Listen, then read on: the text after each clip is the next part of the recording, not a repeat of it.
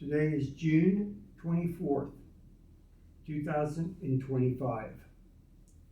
I am interviewing Howard David Romano at the Butler VA in Butler VA.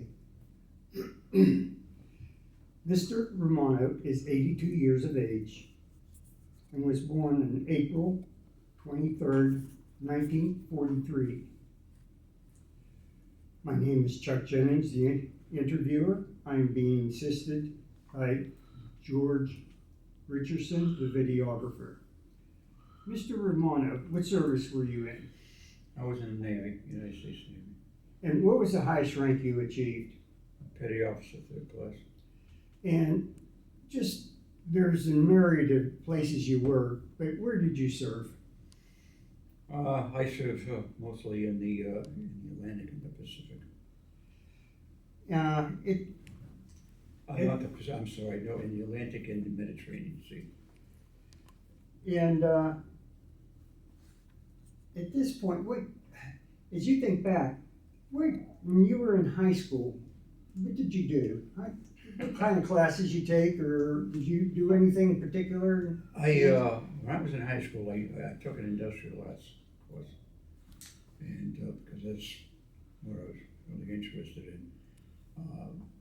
Clerical stuff and everything like that, I just wasn't interested in it, plus I didn't really excel that well in it. So yeah, I went in the industrial course and did a lot of things involving working in industry and the like. And I deal mostly, I specialize mostly in automobiles and engines. And I used to like tinkering around with them. I was a gearhead anyhow, also at that time. I did play some sports in high school. I played basketball, and but I was, like I said, I was mostly a gearhead, and some of the guys I hung around with were the same thing. And in fact, we even belonged to a hot rod club at that time, so which was good. But worked a lot on engines and all mechanical stuff and everything like that. Back in that day, you could actually climb into a motor and work on it. Back in those days. I worked on quite a few automobiles at the time in the shop there. And a lot of the cars I worked on belonged to the teachers and everything. And they were driving some vintage automobiles at that time, so you really got to learn the ins and outs and everything on the thing. Plus, I had a good teacher too, Mr. John Lax. He was our auto shop teacher. He was good. You had to really know how to handle the guy. I mean, if something didn't go right, he'd let you know about it. So I always had to make sure that I was doing things that what I was supposed to do, what was supposed to be done. And if I had any questions, I was always asking him and everything. And so him and I got along pretty good and everything. And he taught me a lot. And but yeah, like I said, the automobiles then were something else. In fact, the stuff they have in the cars today really isn't modern stuff, And like now, you just have a remote in your hand, and to start your car, you just push a button. See? Well, that really isn't new. That's old technology. I mean, it goes back maybe about a good 70 or 80 years. Because I remember when I was a kid, I think my dad had one in his car, and you turn the key to get the power to go to the ignition system. You press the button, and that was it. See, but even before they had that, the starter used to be on the floor. I came across a few of those things, and so a lot of the technology they have in automobiles today really isn't new. It's old with a new twist to it. Okay, new modern twist to it and everything like that. But, well, once you finished high school, how did you come to the service? Did you find some work prior to the service? Well, I always had my head in the sky, In fact, where I lived wasn't too far from the Naval Air Station, And those guys used to always fly over the house, you know. And if I was working my dad out in the yard, you know, they were constantly going over there, and he was talking to me or doing something, you know, and then my head was in the air watching these things, you know, saying, you know, I would literally like to do that someday. Well, I was interested in aviation when I was a kid. I built model airplanes, and I still do. And I was really wanting to get into aviation, and in the Navy was, of course, I always liked the water. I couldn't stay away from the water ever since I was knee high, you know. Wherever there was water, I was there, you know. We drove down the beach at times and took a vacation or a weekend, whatever, my parents. You know, I could see the ocean out in the distance, and, you know, I just couldn't wait to get there, you know. And wherever there was water, I was there, you know. A puddle, Dad used to get mad at me because I walked through the puddle. Why go around it? Go right through it, that's it, you know. Dad used to get upset about it, but I think he told my mom one day that, I guess they were going down the beach, he says to him, he says, you know, he said, I can't keep him away from water. He says, I have a funny feeling one of these days, he says, he's going to go in the Navy. Oh, you know, that was just saying, you know, it was just a conversation between them two. And yeah, as I wanted to go into the service. I was in high school, and I was at the age, and I talked to my dad about it, because my dad, he was in the National Guard, along with a few of the other family members and so forth, you know, cousins and everything like that. And he asked me, he said, well, why do you want to go in the Navy? He says, to carry on the tradition of, you know, the Army they got. I said, no. I said, I'm going to break that pattern. I said, I want to go in the Navy. I said, I feel like I belong there, you know. And I said, I wanted to go down and I wanted to join. So he said, okay. So we went out, we went down to the Naval Reserve Station in Quincy. And I signed up. I think it was about 17 and a half, 18 thereabouts. I was still in high school, you know.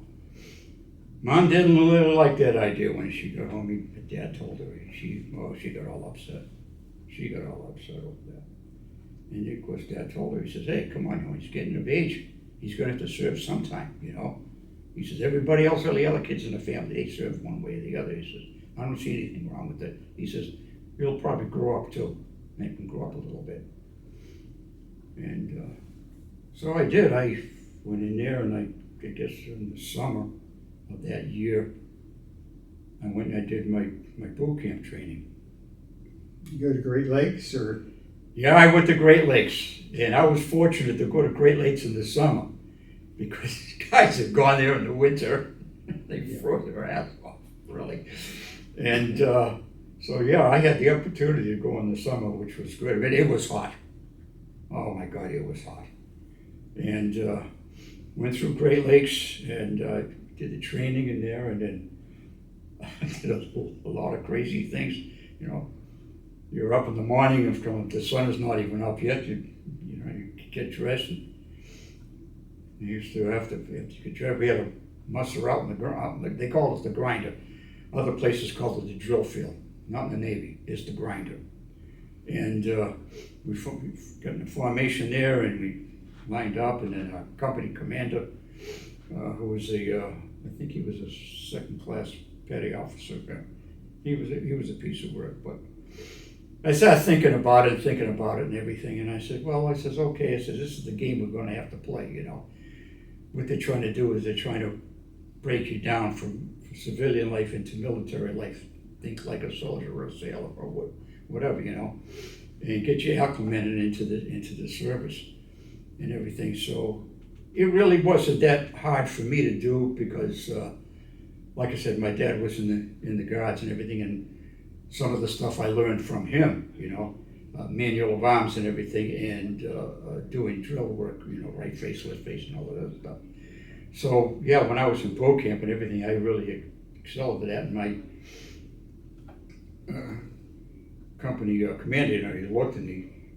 We were going doing the manual of arms and everything. Everybody else was screwing up, except for me. And he came over to me, and of course they get face to face with you, and he says, son, where'd you learn to do the manual of arms? I said, my dad taught me. Your dad was in the services. Yes, sir, he was. And he said, I want you to come out here. He says, and I want you to show him how it's done. He gave me the commands how to go through the whole thing, right? And he'd do it to the rest of the group, and he says, you see how he's doing it? That's how I want you to do it. Same thing, you know. So he drilled that into us and everything. Like I said, I didn't have no problem with that, marching and stuff like that. I knew exactly what to do. But yeah, we had to muster out there early in the morning, sun is up, and we had to march to the chow hall. Then you had to stand out in the chow hall, wait till they get inside, because you had all other companies that were all in front, standing in formation, waiting to go in there else. And then you come out, and of course we did more drilling, then we had the classroom stuff, and sometimes we had instructors, and sometimes the instructor was on TV, right? And some guys would eat every so often, he would doze off in class, and he would yell at you, you know. The television was yelling at you. So what's going on here, you know? And but sometimes we had somebody in the classroom that was teaching us and everything. But yeah, you learned. I started to learn a little more about the Navy and the nomenclatures and that we have to learn, especially in shipboard and so forth, and you know, different classes of ships and the difference between a gun and a small arms and everything. You know, the only guns that existed was which you use for heavy artillery work. You know, and then small arms was called pieces at the time. And that's what you had to do, the difference between a gun and small arms. And then the other thing too is the difference between, you had to learn the difference between a ship and a boat. Okay? Ship and a boat. You can put a boat on a ship, but you can't put a ship on a boat, and that's the way it was. You know, and every so often, even today, people say, well, what kind of a boat were you on? I said, first of all, I wasn't on a boat. I was on a ship. Well, what's the difference? I said, well, you can put a boat on a ship, but you can't put a ship on a boat. I said, that's what you learn. I says, boot camp 101. One of the first things they teach you, you know, and everything. So yeah, we did that. I had to do a swimming test. Why would you go in the Navy if you can't swim, right? And so yeah, they had this big pool. You had to jump off this tower that I think it was must have been about 40, 50 feet high. And you had to jump off of that. And that was to simulate if you had an abandoned ship. Okay. And then once you got in the water, then we had to swim overhand on one side to pull, and then breaststroke, backstroke. You had to tread water for a certain length of time and everything, and then if you go through all that, then you pass your swimming, you know. So that was hard because I learned how to swim when I was. Well, I spent most of my life in uniform. Okay, it started off when I'm going back a little bit now. When I was 8 years old, I went into the Cub Scouts, and I excelled in the Cub Scouts. And the Cub Scouts, I went into Boy Scouts, and in Boy Scouts I did summer camps and everything. Got my merit badges and everything. In fact, I got most of my merit badges when I was in summer camp and everything, you know. And my cooking merit badges, and I did boating, canoeing, sailing, and archery, and a lot of the outdoor stuff that you had to do, you know, hiking and everything like that. And reading maps and using a compass and everything like that. So after the Boy Scouts, I went into the Explorer Scouts. And then from the Explorer Scouts, I went into Sea Explorers. And Sea Explorers, I went into the Navy. Sea Explorers was really good because there we were taught navigational charts and, of course, use of a compass. And And the unit I belonged to, we had our own boat. We had an old Coast Guard pickup boat. In fact, we had two of them. The Coast Guard donated, actually 3 boats to us. 2 were pickup boats, and 1 was a whale boat. And well, one of the pickup boats was really in bad shape, so we used her mostly for parts. And she was about 25, 30 feet long. She was made out of a heavy planking. She was powered by a 250 horsepower diesel engine with a supercharger on it. And we were sponsored by the Rotary Club in town. And they sponsored us, plus they also paid for the slip for the boat and the fuel for the boat and everything like that. So in the summer we would go out and take the boat out. So yeah, there was a yard. We kept the boat in the shipyard there. It was the Braintree Yacht Club. I'm sorry, that's right. It was the Braintree Yacht Club, and the Rotary Club sponsored us. And there was a Chevy dealer in town, Clark and Tabor's, and Mr. Tabor, he also was a sponsor of us too. They did the repairs and everything on that boat if it had to be done. And we went out, took the boat out, and everything. It was there. We were learning navigation, how to leave a harbor and how to come in. We also learned about the different channel markers and everything like that, you know. And then we would go out. In fact, on the way out down the Fall River, we passed the Fall River shipyard, and which was very famous during World War II, and then everything. And a lot of our ships were built. And in fact, one of the ships that was built there I was on. And then we would go out to sea, and we would go out to the Coast Guard, just the Coast Guard lightship. It was sitting up. It was like a floating lighthouse is what it was. It was another navigational thing. We would go out there and we'd cruise around there, and we would all take a turn in handling the helm and everything. He'd give us a course, and we'd do the course. We had the compass and everything like that. So actually, it was really good. Like I said, my scouting career when I was a kid and going into sea explorers and so forth, it helped me a lot when I went into the Navy, you know, and even when I went through boot camp, because I knew what the instructors and everything was talking about. See. So, and finally, when I did go active after high school, which was really funny because after I came from boot camp and everything, my mother looked at me because I had the boot camp haircut and everything, and she looked at me. She looked like she said, "My God," she says, "you look like a Russian immigrant." All right, I'll stop here, right? I laughed at that and everything, but she, little by little, she said, "Oh, okay, you're in the reserve, so I'm not worrying too much about that." Well, I started my senior year that year and going in there, sitting in a homeroom, and my homeroom teacher there, in fact, he was one of my science teachers, Mr. Herstack, nice guy. And he looked at me and he says, he saw my haircut, he says, "Got a close haircut there, son." I says, "Yes, sir, I do." He says, "How come?" I said, "Well, I said that's what I do when you go to boot camp." And he looked at me, "Boot camp?" I says, "Yeah." I said, "Over the summer," I said, "I went to boot camp." I says, "You're kidding?" I says, "No." "For what?" I says, "The Navy." I said, "When I graduate," I said, "I'm going active after I graduate." He said, "No kidding." Well, he was a Marine. He was an ex-Marine. In fact, most of the teachers I had, believe me or not, they were veterans. Yeah. And I had a couple. There were the Marines, and I had some of them in the Army. In fact, my math teacher, he was in the John Kane. He was in the Army over in England during the war. In fact, he was there during the Blitz. So, and everything. Yeah, a lot of my teachers that I had were veterans and everything, you know.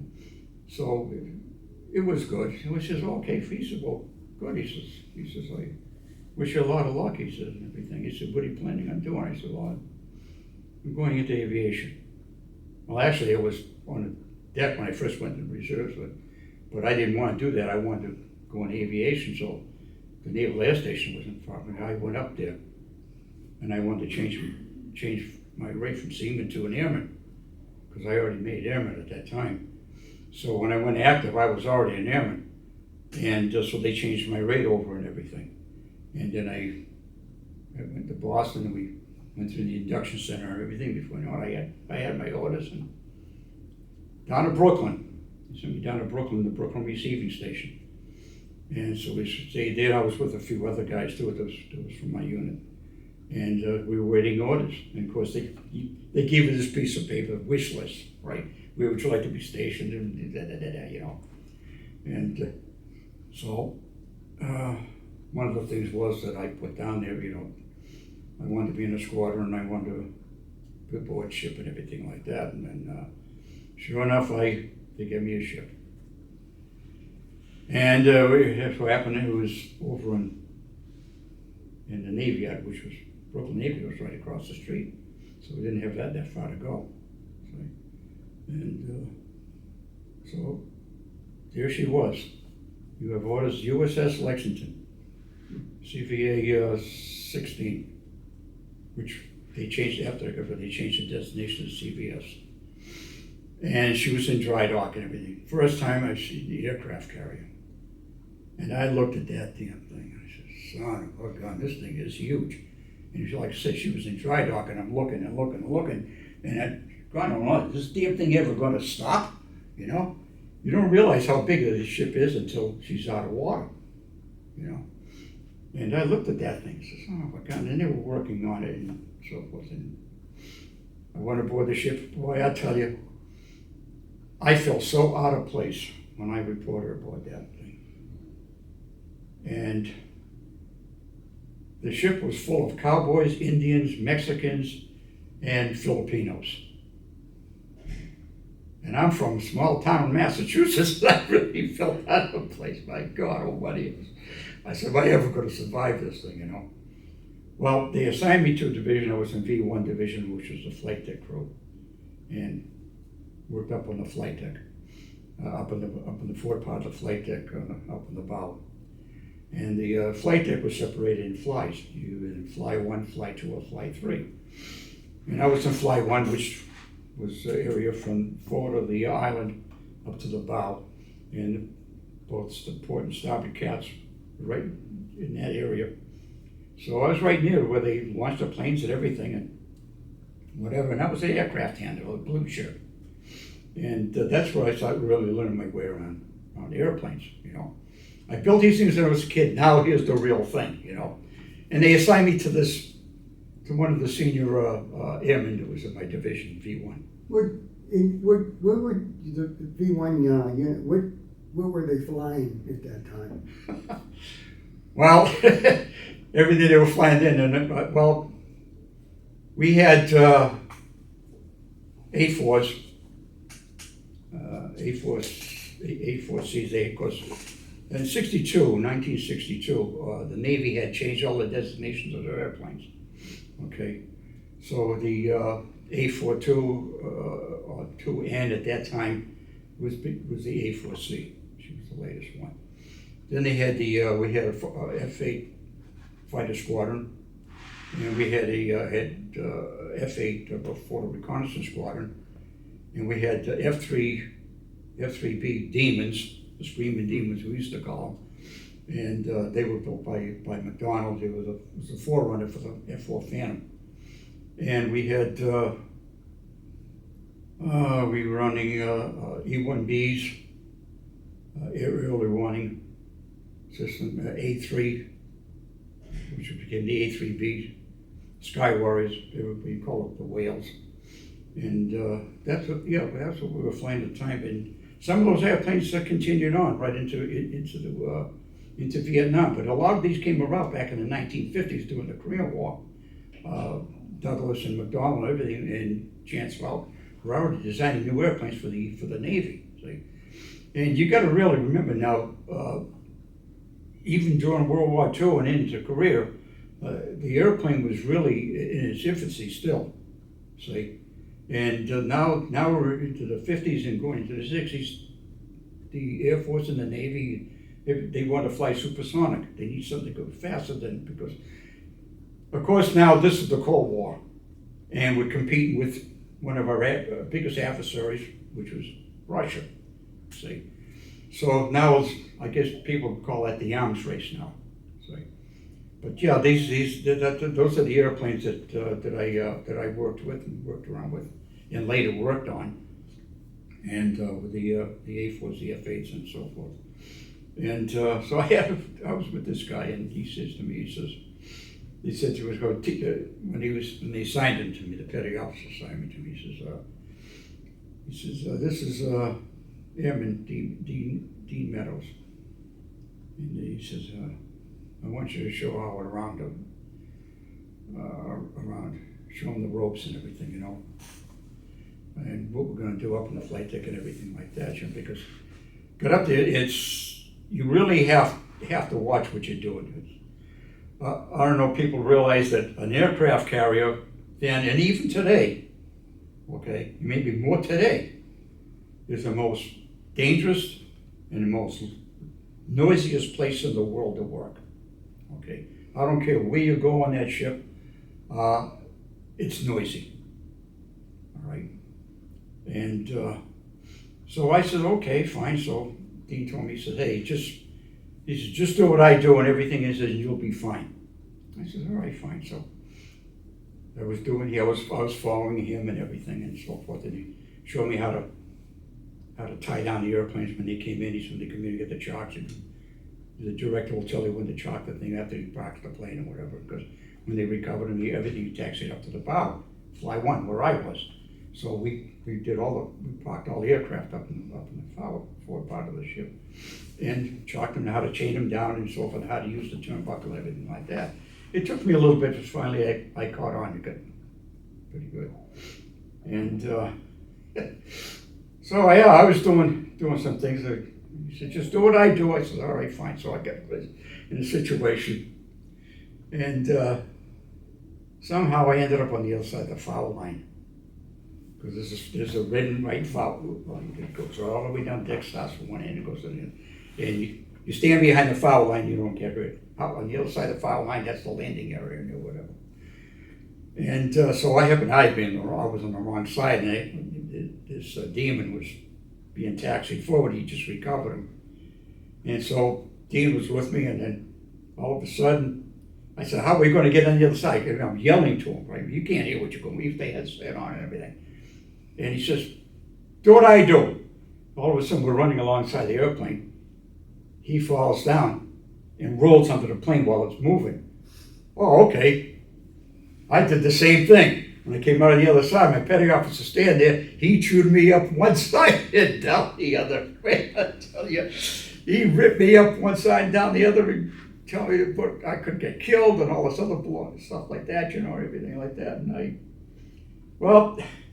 I guess I learned what not to do, okay? Dean wasn't always right, you know.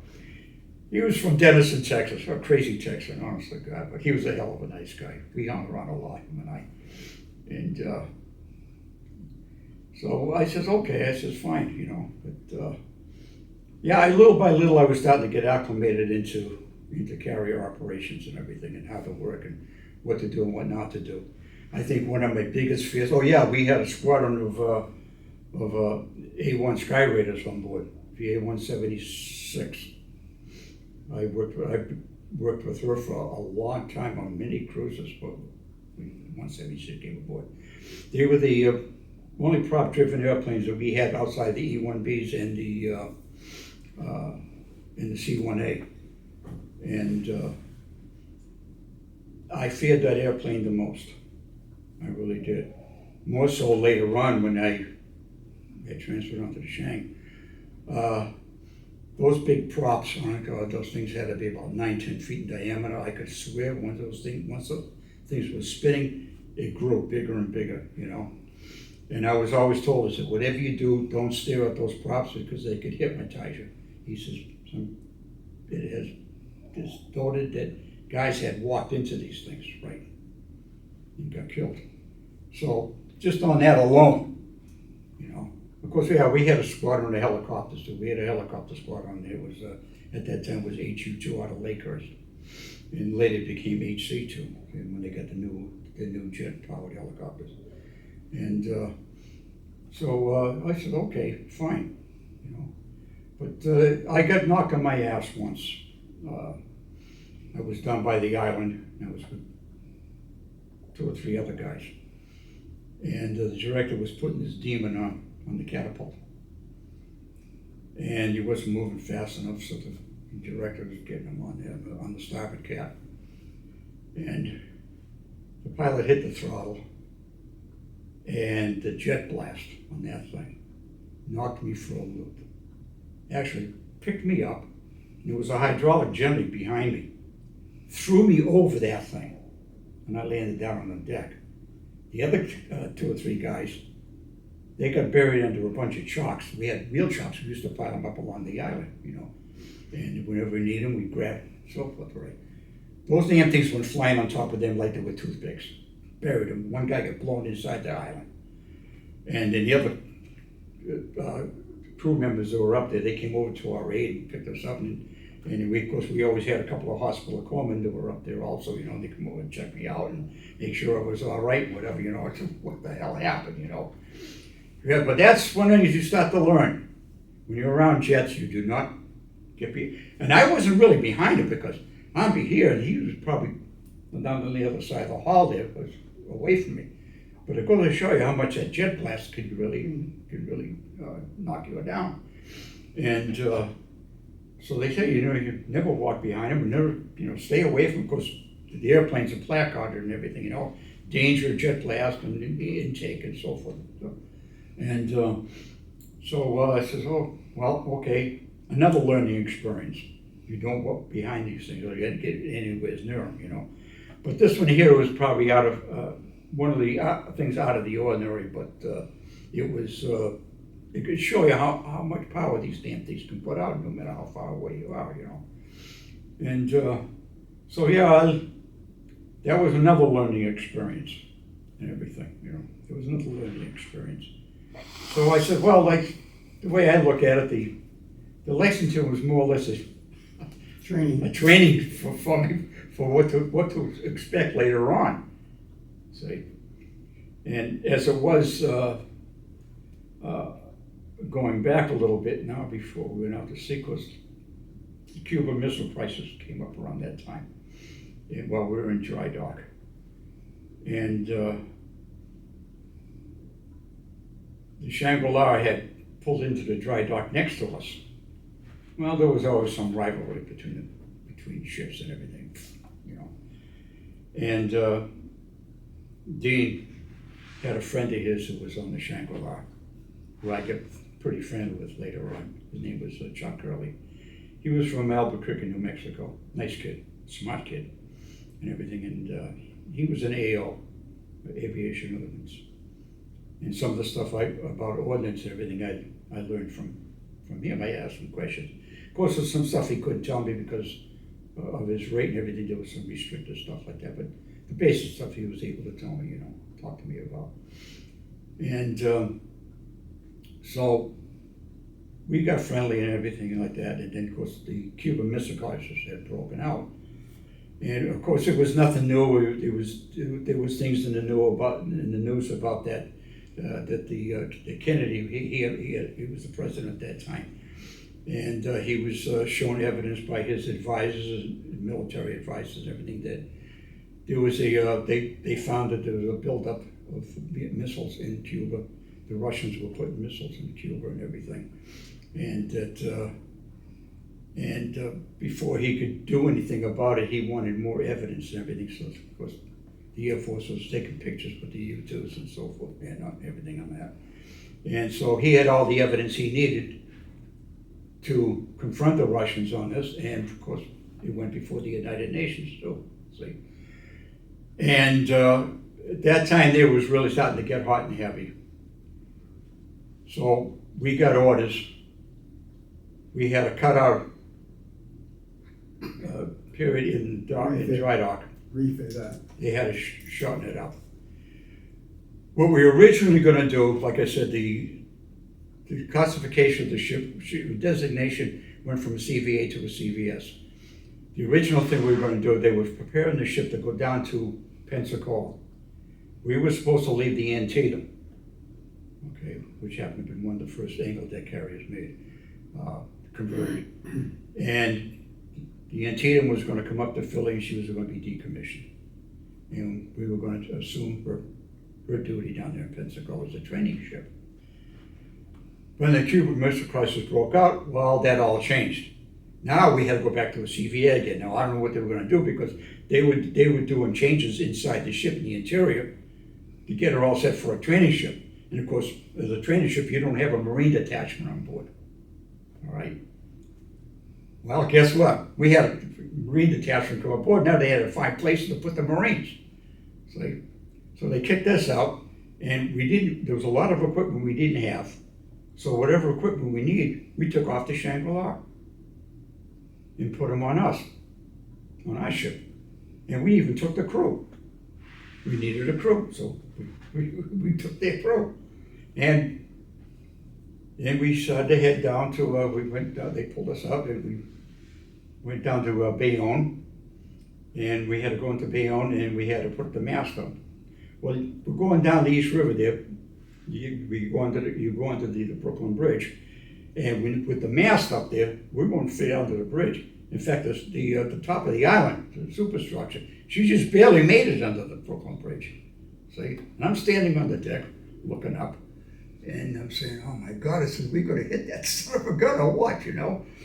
And so, you know, I was pretty surprised watching, you know, this whole thing and everything. I said, oh, yeah, we're underway and everything, you know. We went into Bayonne, and that night they put the mast on and hooked it all up and everything. And next morning we were out to sea. And as we were heading south, we picked up a helicopter squadron. That was the first aircraft that came aboard.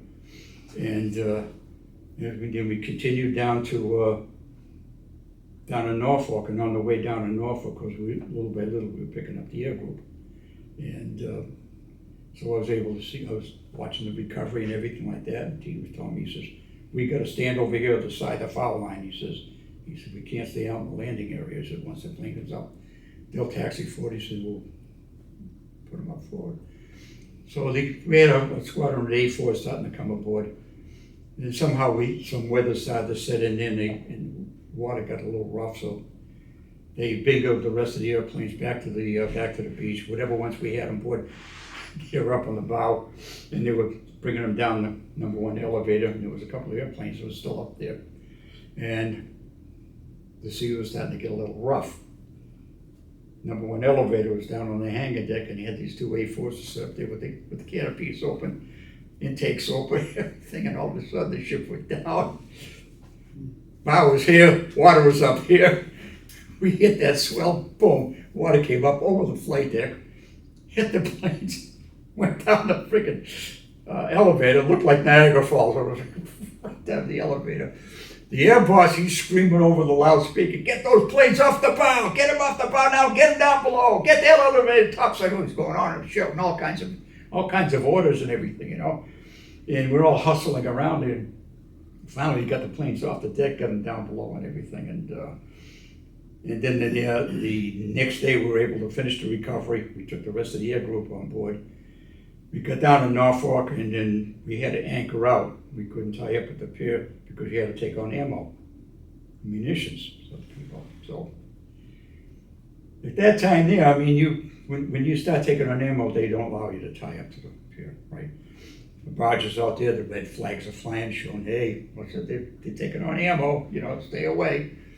And so I ended up on a loading party, ammo on board, right? And so we're putting the stuff down there, and the guys were starting to throw these damn casings around full of black powder for 5-inch guns. And what happens if we drop one of these things?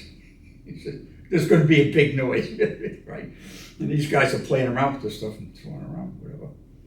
So finally, after I got through doing that, then they sent me up to the mess decks to help bring a lot of munitions on board. And of course, a lot of people don't realize the magazine, we're underneath the chow hall. and they had the bomb elevators right there and whatever. Well, they brought in, there was a special weapon on the bomb skid. Give me this great big thing. And so the crew, they were bringing the thing and wheeling it in. And of course, they had these little ramps that went over the knee knockers there. And they lost control of the skid. It got on that damn downward motion, and that damn thing started going across the chow hall. And everybody stopped and froze. And I said, this is it. This thing goes off. This ship is gone. And Norfolk is going to be gone. Okay? And everybody just stood there and froze and just watched this thing. And it went right across the deck and banged into a bulkhead. And that's when we figured, oh, this is it. We're all done, right? Before we even get started, we're all done. And then this officer comes over. I guess he was from G Division. And he knew he was a specialist in this, and he gets up there and he's looking at it. He give me a screwdriver. One of the guys gave him a screwdriver. He took this plate off, and he's looking inside there with a flashlight. I don't know what he was looking for or anything like that, but he was looking around, I guess, make sure something didn't all of a sudden get active in that thing. But he says, okay, he said, we're fine. He said, we're fine. He said, now you can take it down the elevator and everything like that. So that was an experience and a half right there. I said, okay, that's enough. And at that point there, I should have known, you know. But I think when it really hit me as to what we were going through at that time is that I was going to Charlie one morning after we already had loaded up the munitions. We already had set sail that evening and everything, and the next day. And I got up and I had to go down to Shaw Hall, and Dean says to me, he says, you coming? He says, I said, yeah. I said, I'll be right there, I'll catch up with you, you know. And so he goes on ahead, and I decide to take a shortcut across the flight deck and go down through the island to get to the Shaw Hall a lot quicker than going around. And little by little I was starting to worm my way around the ship and everything. So going to the important places, you know, like the Chow Hall. You know what I mean? You know, You're back in the chow hall. You gotta eat. You gotta eat, so you gotta know where to go. So as I was going down there, I came down this ladder. I came down the escalator from then down the elevator, and there was these airplanes, and the hangar deck was full of airplanes. And I stopped in front of this A4 Skyhawk. It was from, I think it was VA 106 Gladiators. And I'm looking at this airplane. We're nose to nose with each other. And I see these pylons hanging under the wings. And there was about 6 Mark 82s on these mirrors hanging there. Shiny wires and shiny little propellers in the front there, you know, the fuses and the iron wires. Yeah. And normally they would have 2 drop tanks in the area, but they had these as it, and the drop tank was in the center line. And I stood and I looked at that thing, and I looked at that, and I looked at that, and I says, holy Christ. I said, what the hell did you get yourself into, you know? That's when I really started to wake up as to what's going on in the world, okay? I think at that point there, I went from about 19 years old, 19, 20 years old, into almost a 30-year-old guy, you know. And I grew up very fast, just looking at that itself. And I looked over, and then there's the other armors there, the AOs, they had these ammo belts on the deck, and they're putting these 20mm cannon shells in there, and they're blowing them into this Crusader. And I said, oh my God, I said, we're not fooling around. I said, we're not fooling around at all. I said, you know, this is more than just go down and look at stuff and then that's it, you know. I said, we're on the verge of an outbreak of a war right here, you know. I said, and I'm part of this.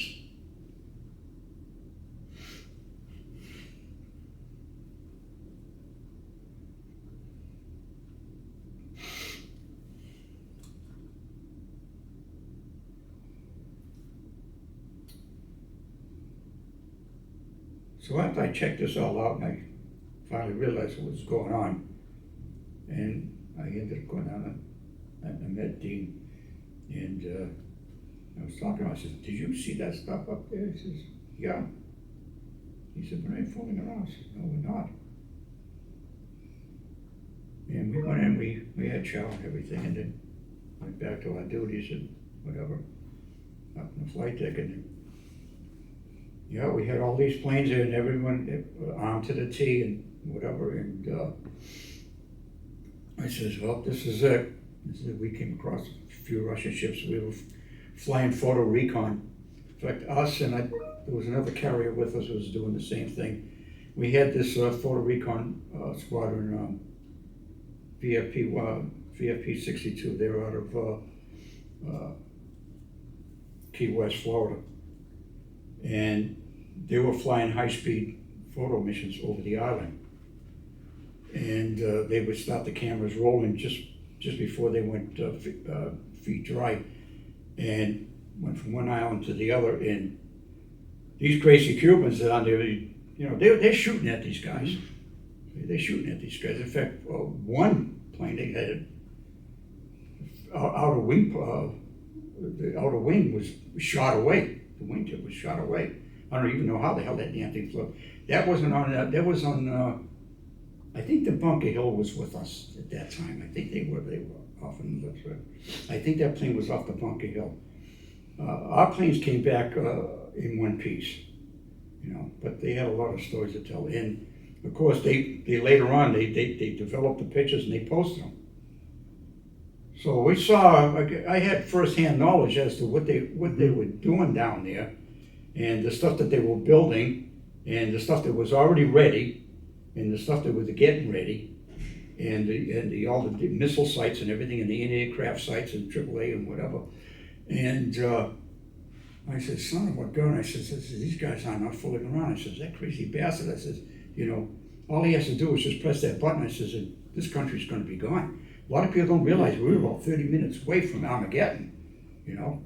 And if he was able to do what he wanted to do, we wouldn't be talking right now, I'll tell you right now. And, it was something else. It was really a scary situation. I think it was more scary than it was in Vietnam, really, you know.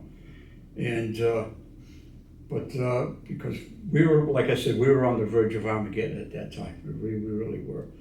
And I saw the different stuff they had and everything there, and I said, "My God," I said, I hope they don't fire that stuff.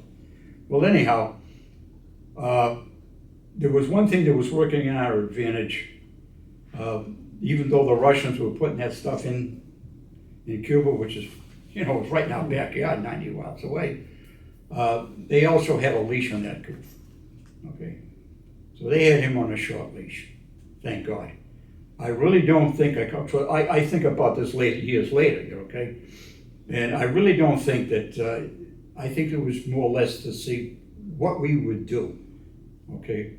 Because Nikita Khrushchev was the premier of Russia at that time, and he was a hardened Russian from World War II, okay? In fact, he was one of Stalin's subordinates, right? And he wouldn't think twice of putting a bullet in your head. Do you disagree with him? Which I understand there was one of his officers did disagree with him once, and he took out his gun and shot him and promoted the next guy. He's now, you're in his position, right? You give me anything, this is what's going to happen. But he was a hardened Russian, he really was, and everything. So I think what he was doing, he was putting Kennedy to the test, because Kennedy was one of the youngest presidents that we ever had, right? And he wanted to see what he was going to do, right?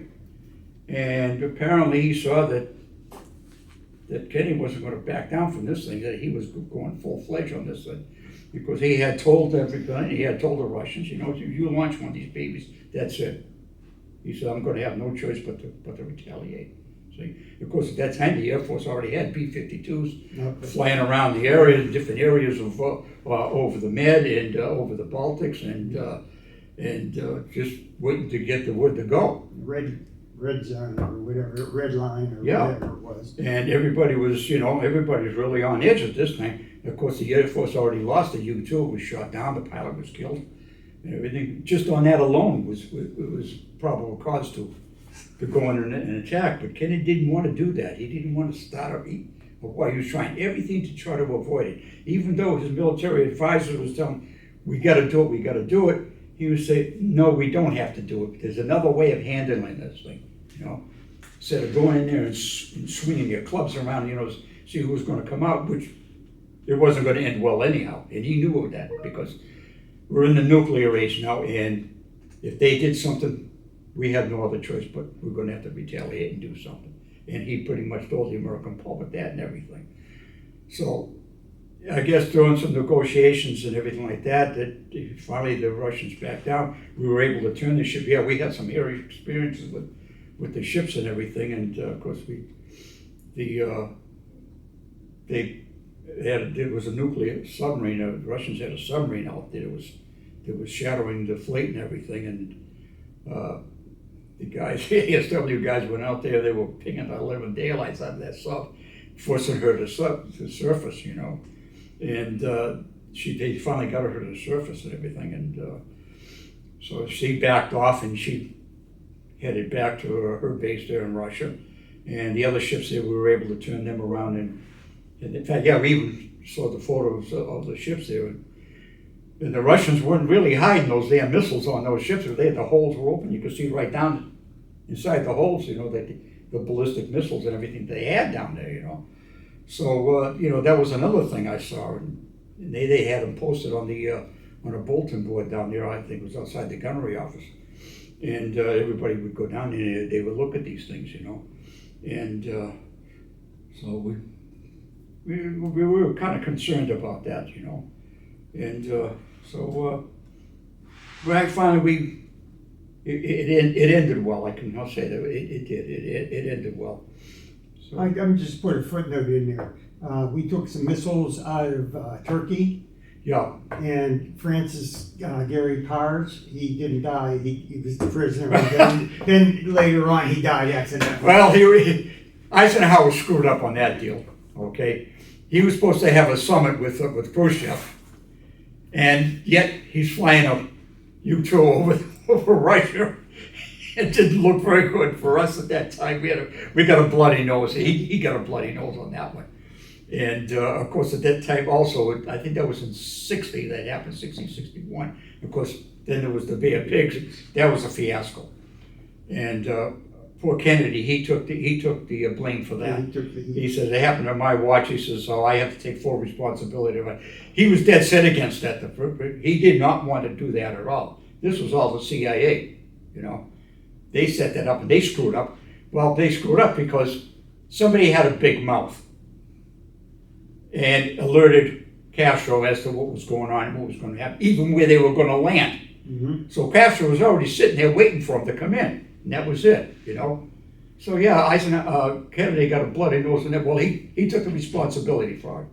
Actually, it was the CIA that got the bloody nose, but hey, I'm commander-in-chief, it's my responsibility. That's it. So he did it. He admitted to the American public that we screwed up, and that's it, right? And then, of course, the missile crisis after that, you know. And again, I throw that.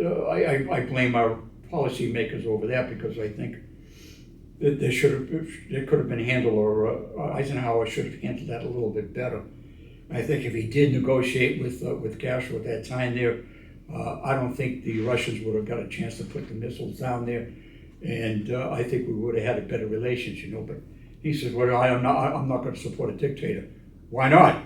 You were supporting a dictator before him, and dictators before him, and so forth, right down the line. Yeah. You know. So what the hell's the difference between one dictator and another? All in the Caribbean, you know? we were supporting dictators. Right. Plus, we had a lot of businesses and industries down there. A lot of petroleum, so you got a lot of money. Plus, at that time, that was the Las Vegas of the Caribbean before Las Vegas even came about. You know, so yeah, there was a lot of economics going on at that time, right, and everything like that. And I think if he handled that a little bit differently, I don't think the Cuban Missile Crisis would have happened. I'm sorry, I let you off the track. But yeah. Anyway. Yeah, so that ended and everything like that, and the ship the Lexington was going to go over in Pensacola.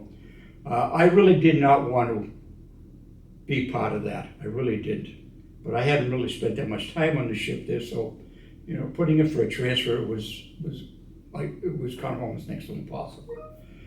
But I found out that there was a guy in V6 division where I really wanted to go. Hello? That's a computer. And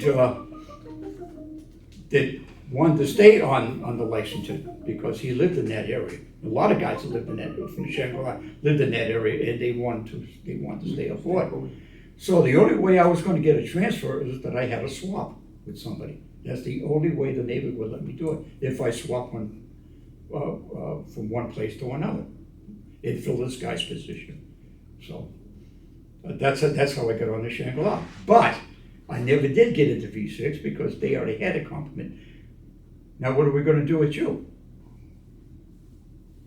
So they put me on in V3 division, which was the hangar deck crew. So I've gone from the flight deck to the hangar deck, still trying to get into V6 because what I wanted to do, I wanted to work on jet engines. Okay, that was the thing. I'm going from automobile engines to jet engines, I says, and my dad said, why? I said, because that's something of the future. I says, these damn piston pounders are going to be gone. I says, jet engines is what it is. We're in the jet age now, And so that's what I wanted to do. I wanted to work on jet engines, and I was studying them, I was reading about them and everything. I even took out corresponding courses, to do it. And so I says, well, okay. And so that's how I was able to get on the shank, but on the hangar deck. I says, oh God, I'm going from one freaking extreme to another, And then they asked me, it says, you want to be an elevator operator? I'm thinking about it. Well, better than pushing freaking airplanes around, And yeah, I'll be an elevator operator, no problem, What do you got to do? I said, well, come on, I'll show you what to do. So I'm up on Hangar Bay 1, elevator 1, she was my elevator. And so they taught me how to operate it and everything, Had to call the pump room and call the guys down to turn on the pumps and everything for the thing. So I operated the elevator.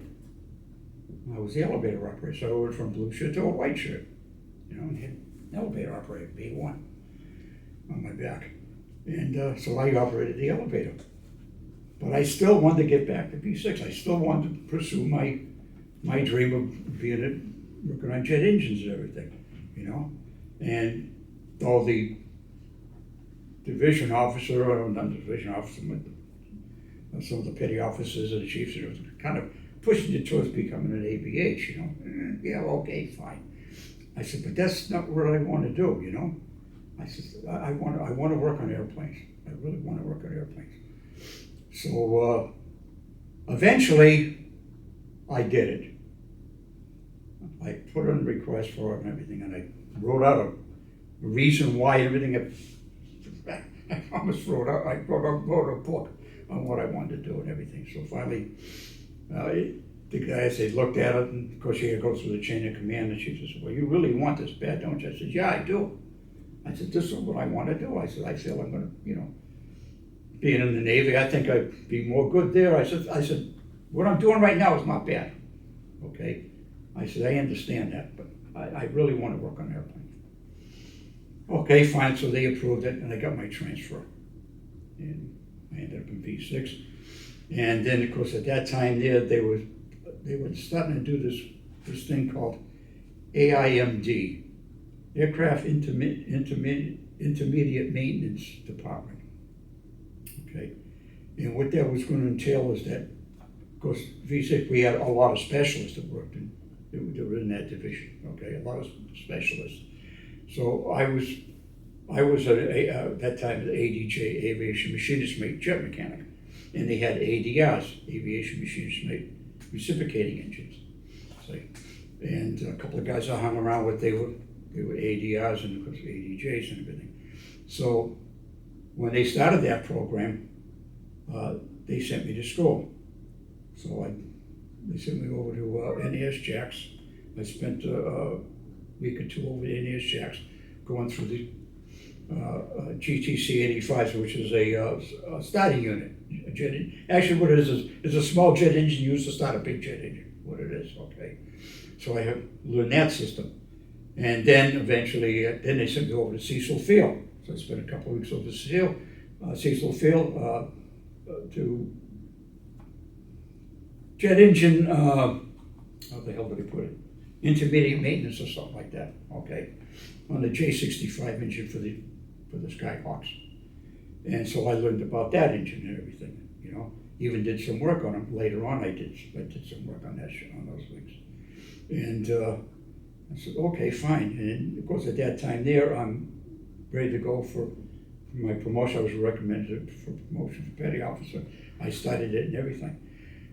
Which I started thinking later on, you know. You always think of stuff later on, which you should have done to make it easier, right? What I think I should have done the first time, I should have put in for school. Gone to school, and then gone to other places after that, but no. You know, thinking you know it all, well, I don't have to do that, I can learn this thing, you know, sure. But I went ahead and I did it anyhow, and I made it. And it took me a couple of times, because a lot of the rates in the Navy are competitive, right? And they fill up fast. So you can pass the test, but you can't get promoted, but because the billet was already filled. Right. See? So they say, well, you got quoted out, so now you're designated. So do it again. See? So finally I did it. I made it. And other guys, what they would do, they would jump around from one rate to another, just so they can make petty officer.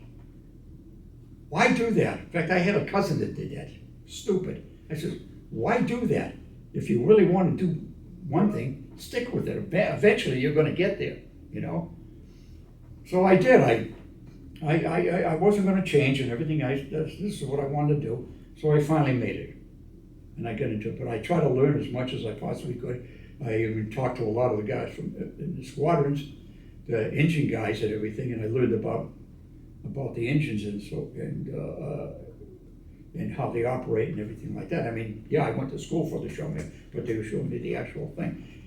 Once in a while, they let me maybe get my hands dirty, you know, on some of the stuff. And I kind of impressed them a little bit. I still wanted to go into a squadron. You know. I said, but this is what I'm really going to be. And, but anyhow, yeah, I learned, and I had all the theory and everything down, and how these engines work and everything. And I worked on some of them, and a lot of the study units, I worked on those. And it was interesting. I liked what I did. I really did. I liked what I did. And of course, I went up on the flight deck, and I had to tend to a lot of these things up on the flight deck. And one of the other things I had to do was drive a power jeep, because and guess what I had to start up? Of course, the helicopter. They needed power. They like to have external power. They don't really like to use their batteries, so because they will wear them down. So drive up to the bow, get up in the jeep, plug in the cord and everything, turn the generator on, look at the pilot, you know. He gave me a thumbs up. I said, okay, start her up, you know. You start up his engines and everything, and once he got power, he got full power and everything like that, they would give me the disconnect, you know. So I shut the unit down, pull out the wire, and I drive back to the island. Because this little power jeep, it was actually a jeep, but it steered from the back. Had two little wheels in the back and the front wheel drive, right? So I said, okay, so I go back, and my second class petty officer that I worked with, you know, he says, well, we got to start the A1s. We still used to call them ADs, you know, the old designations they always refer to as the ADs. You got to start them up. They're requesting power up there. I looked at it, and they're all lined up in the back. And I said, oh, you've got to be kidding me. I got to go up there and on those things. Come on. You got to do it. He says, okay. He says, Terry's going to go up there with you. He's going to drive the other one. He says, oh, Jesus. I says, all right, fine. You take some. And these things are parked, the wings folded, right? They're close together. And I'm looking at it. All I can do is look at those damn props. I says, big four-bladed aero props. I says, oh, God, I hate those things, you know. Well, drove up in between them and everything, and then I got up to one and then get out. And The pilot's already sitting in the seat there, and he's pre-flight in the cockpit and his controls and everything like that. And I said, "Are you ready for me?" He says, "Okay." He said, "Plug her in." I said, "All right." So I pull out the cord and I walk around the drop tank, and you got to go around the nose of the drop tank. Now, it's there. And there's The prop is over there. The plug is over here, right near the engine and the leading edge of the wing. You know, so I open up the pan, plug that in, walk around the thing. You know, start up the generator, and I look up at the pilot. I says, "Generator's on." And he's looking at it. He's looking at his instruments, everything. Once it got the power, everything, and he gives me the thumbs up that he got the power, and I says, "Okay, start her up." All of a sudden, that big wheel starts spinning, and I'm looking at that damn thing. I says, "I gotta unplug this thing." I says, "No way in hell am I gonna walk around that damn drop tank, you know." And so I pulled I fell on the deck. I rolled underneath the damn drop tank, went over to the generator, shut that off, rolled back underneath the drop tank, pulled the cord out, dropped the cord down, rolled underneath, grabbed that cord, just threw it on the damn thing, went to the next plane, did the same damn thing. Terry's on the other side doing this thing, right? So finally he gets all done. We're looking at each other, shaking our heads. You know, can't believe we're doing this crazy thing, but we're doing it. It's the only way these planes are going to go. You know, they were nice little planes, right? Whenever those things took off, people used to come out of their hiding places, and these are deck launcher. Of course, you could catapult it, but deck launcher was the fun thing for these guys to do, right? It was like the nostalgic thing. Go back to World War II, you know, and watch them go right down the flight deck and take off and everything. And so I think that's basically why everybody came out, just to watch those things take off, you know. And those guys loved that airplane, you know. And when it came time for them to give them up, they really hated it. You know, I guess they had to go kicking and screaming because they really didn't want to get rid of that airplane. They said that airplane was fun to fly, you know. They loved that airplane. Linger for hours. Oh my God, that was beautiful. In fact, that squadron, VA 176, the Thunderbolts, later on in Vietnam, was credited for a MiG kill. Believe it or not, he shot down a MiG. But that's another story. But anyhow, so we got through, and so we couldn't wait to get up to the island, to get away from these damn things, you know. So Cherry, he takes off, he goes on there, you know, and I get in my Jeep, and I started up, and I started going like a son of a gun down the flight deck to get away from it, right? All of a sudden, I came to a dead stop. I said, "What the hell was that," right? And I turned around, the back wheel got hung up on the resting wire. The guys out there, they're watching me, right? And Terry's laughing his head, and Bob, another guy hung around with him. You know, and he's looking at me, and they're shaking their heads, and they're pointing, right? And I got hung up on this stupid thing, you know. These damn things are running behind me. I said, "What the hell? I'm backing this thing up. We're going to go forward." Boom, again, you know. Not once, twice, you know. You figure after the first time, you'll learn. So finally, I said, "Okay, I see a space over there." So I backed up and went around this thing, drove down to the island, and got out of the Jeep, and they said, "How are you going to be the first guy," he says, "ever to make an arresting landing with a powered Jeep?" Okay, fine. I guess I'm qualified now, you know. But yeah, that was an experience and a half. I have to admit, my times in the Navy was good. I don't regret any of it. I really don't. You know, I wish the hell I could do it all over again. To be honest with you, I really do. Yeah, I'm wearing these things in my ears because of all that. Well, let me tell you, those Sky Raiders there, those reciprocating engines, those R-3350s, those are ear piercing. I don't care if you, even though we had the earphones on, the damn sound somehow got my throat, right? And even when I was on the hangar deck, or in the elevator, the squadron, one of the A4 squadrons, either 46 or 106, they had to do an engine trim. Because the engine, they had to back it out to the stop at Swanson, and I'm be sitting here, and the airplane's right over there, about where that wall is, you know?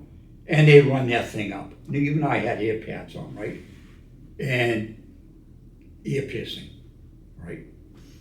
And so you can't get away from that, you know? Even where I slept under the flight deck, Yeah, those crews did. all right? Yeah. Right under that flight deck. Imagine an airplane coming in doing about 140, 150 knots, banging the deck, hearing the hook hit the deck, grabbing your resting gear, stretching that thing out, and you could hear the screech of the resting gear, you know. And then you could, even though I was back aft, you could feel the catapult going off, boom, and you feel it in your bunk. See? So no matter where you went on that ship, right, there was always noise. I don't think there was one quiet place on that baby, all right? So I say, yeah, I said, it's one of the most noisiest and most dangerous places to work in the world. Until like that, you really don't have no time to fool around, skylarking or daydream, because it could be instant death. And it's happened. It's happened. I've seen guys that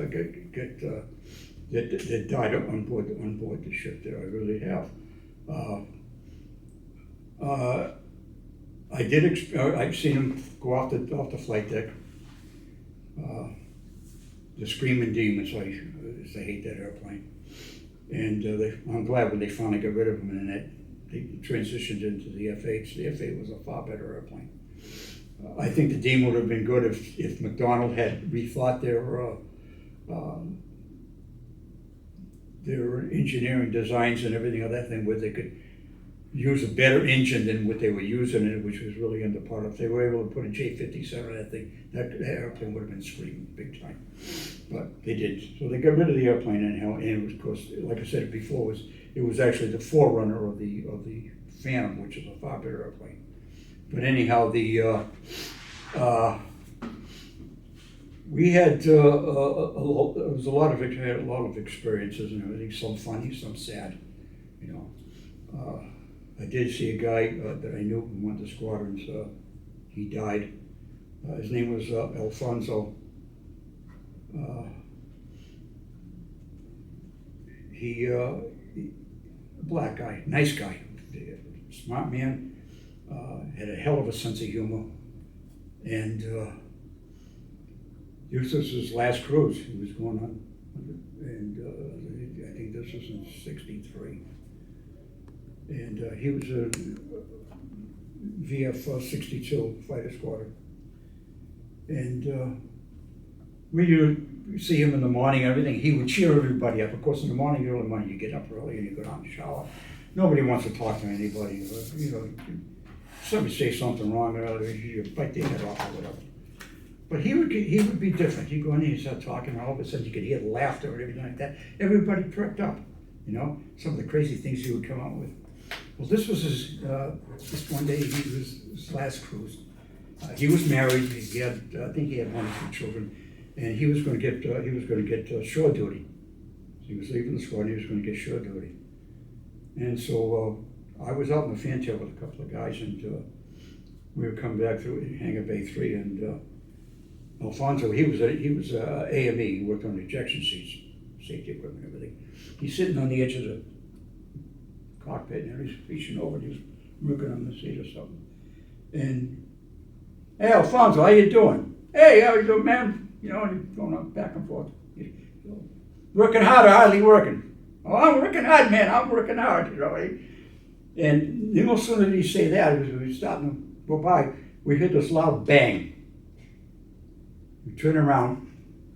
He's flying through the air, straight up. Hits the I-beam overhead, came back down with the seat, landed on the wing, dented the wing, went down on the deck. Everybody ran over, grabbed the stretcher who happened to be hanging on the bulkhead there, got him in there, got him down to the sick bay and everything, right? He lived maybe about 8 hours. They were doing everything. Guys were running down, donating blood and everything to try to save this guy.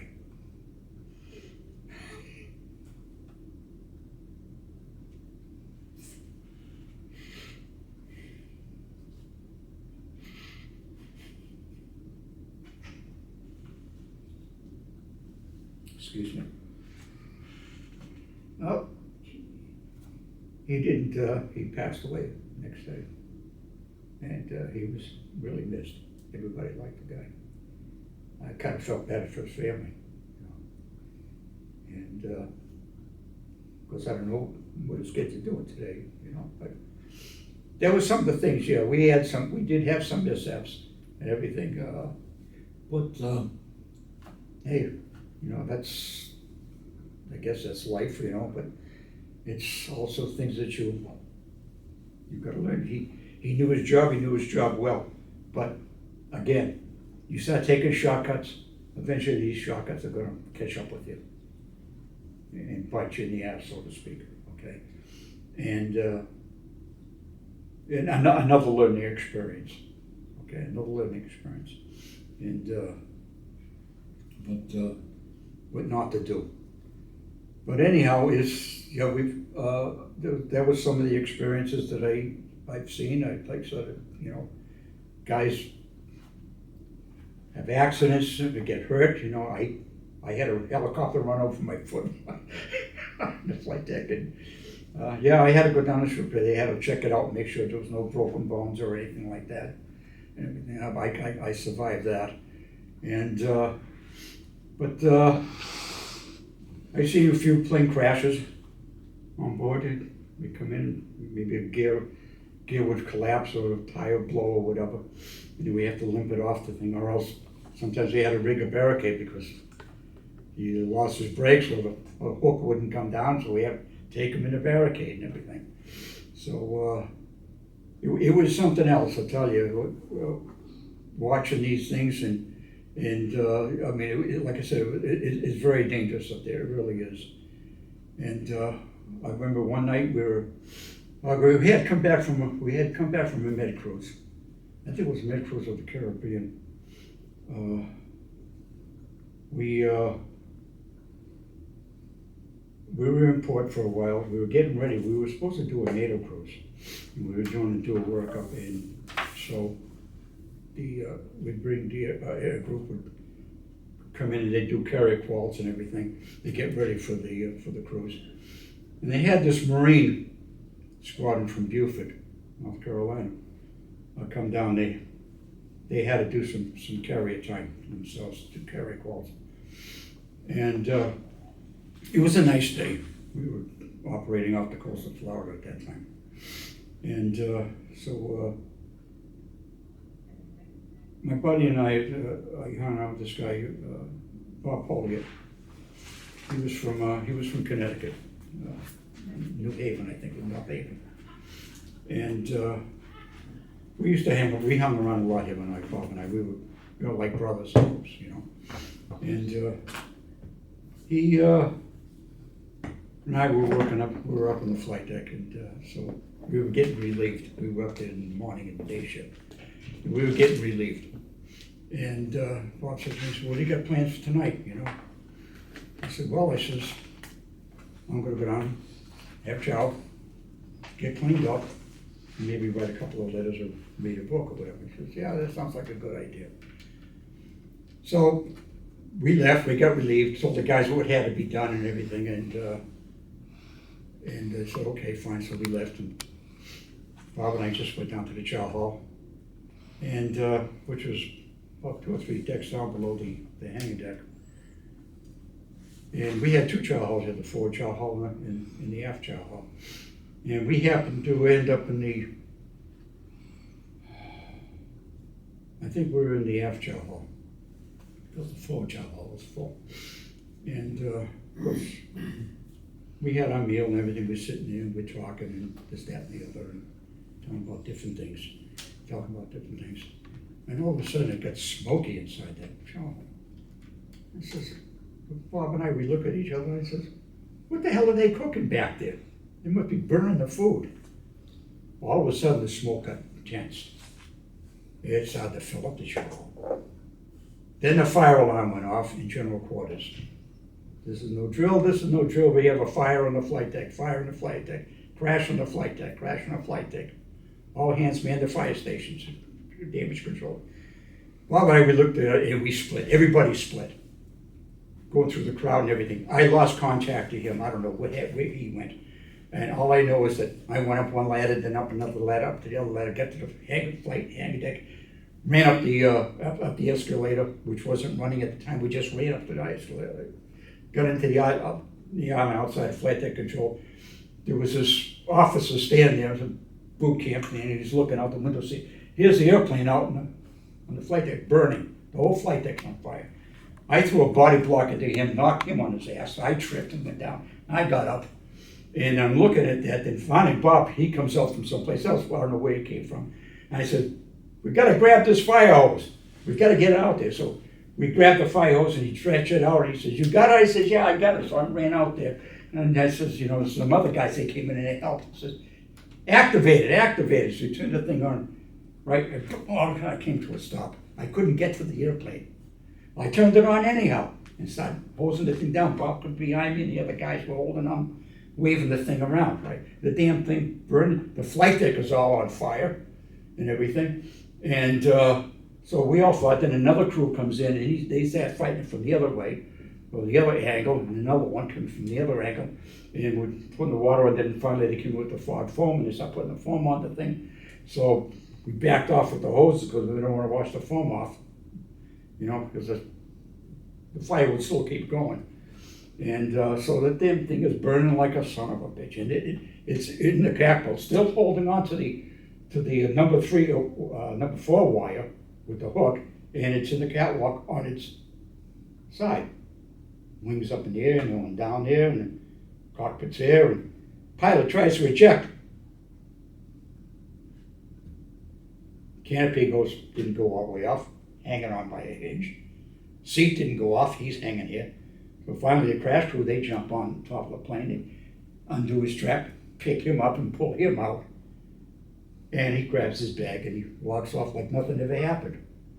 Meanwhile, the whole freaking ship's on fire. It looks like something out of Victory at Sea, honest to God. And so we're looking at there, and then there's it happened to be right near a gas station.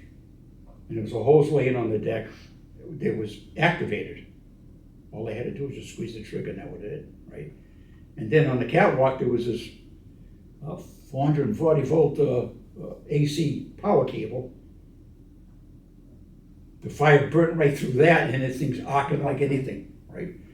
And you couldn't get down to shut the thing off because you went in that catwalk, that's it, you're fried, right? So they had to call down to the engineering department down below decks, and they had to kill the power to that area before we could even get over there, see? And meanwhile, now some of the fuel that came out of that plane, he bellied in, was starting to leak down into the storage spaces.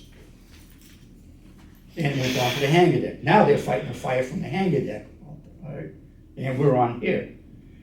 And I don't know what the hell, but somebody should have died that night, but nobody did, A couple of minor injuries maybe, but nothing else. Nobody died, thank God. Somebody must have been watching over us. But anyhow, that damn thing was going like hell. And then finally we were able to get it under control. Got the fire out and everything. Now we had to get the airplane, pick the airplane up, so we had the crash crane called the Tilly, came in and they, one guy got into a bosun chair and he went over the side to hook a cable on the other side of the plane so he could lift it up. And meanwhile, somebody going around and says, Jesus, that ejection sheet is still armed. So they asked him for volunteers. I came over, he says, "You want to volunteer to go to disarm that chair?" I says, "I'm an ADJ, not an AME." I said, "I know nothing about those things." I said, "I work on jet engines, not ejection seats." Finally they were able to lift the airplane up and they got somebody to get in there to put the pins in the damn thing, to disarm it. You want to take a break? Yeah, I gotta change batteries. Sorry. I'm sorry. No, it's a great story. We almost lost that, And John McCain was on the forest off first. And somebody told me, he says, well, they said, I understand he started that whole thing. No, you don't know the whole story on that. Yeah, rocket. Okay? He was the victim of that. A rocket was fired from one plane. Yep. went over to hit his tanks. Now his plane's engulfed and fuel leaking down. He had to jump out. He couldn't get out of the plane. He had to climb all over the screen, along the nose, on the fueling probe, jumped out, and he hurt his ankle on top of that. See? And then after, I guess, after you get through all that, then he was on, I forget what other ship he was on. And that's where he got shot down over Vietnam, became POW. But anyhow, back to what before we, okay, where are we? We're ready up? Yeah, I started, we'll get you rolling again. Okay, like I said, we were fighting that thing. Finally, we got the fire under control, and we were able to finally get the airplane out, and somebody did go in and disarm the seat and everything. And but while that was going on, I had a friend of mine. He was an IC man, and he was TAD to V2 division, and he used to do the recalibrating on the lens, on the landing system, the lens system. And he was down in the lens room, which was underneath the flight deck there at the time. And he couldn't get out of that thing because the plane was there and the whole area was on fire. So there was only one way in and one way out. And poor Jimmy was in there. He barricaded himself up against the bulkhead in there. He found the corner in there and he just got in the fetal position. He was just holding on, just hoping for the best, you know. And finally, after we were able to get the fire out, get the airplane up there, we were able to get him out of there, you know. So yeah, he went to. In fact, we talk about that every so often because he lived in town where I live now, on the other side of town. And he would come over the house and for coffee and everything in the morning, and we'd sit there and we would reminisce and everything like that. And we talked about that night and other things too, you know. And the fact that I had ended up arresting him once, I was on show patrol in Malta, but that's something else. But anyhow, we were able to get everything all together again. In fact, I never got to bed that night. Watched the sun come up and everything. We had to go back in. They had to stop operations and everything. And the ship had to undergo some repairs. We had a lot of damage and everything on that thing.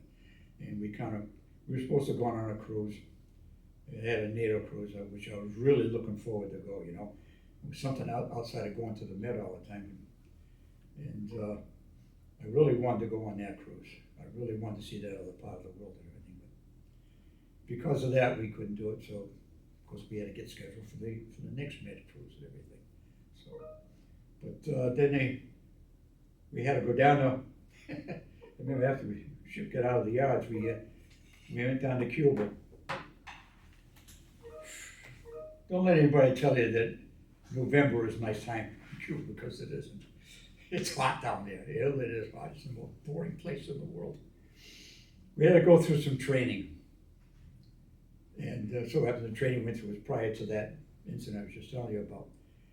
And a lot of the training we had to do, we had the FGG comes over, the Fleet Training Group, and these are all instructors and everybody like that, and teach us the damage control and all that. They tested us in everything, right? Everything from soup to nuts. So, and some of the stuff was firefighting, okay?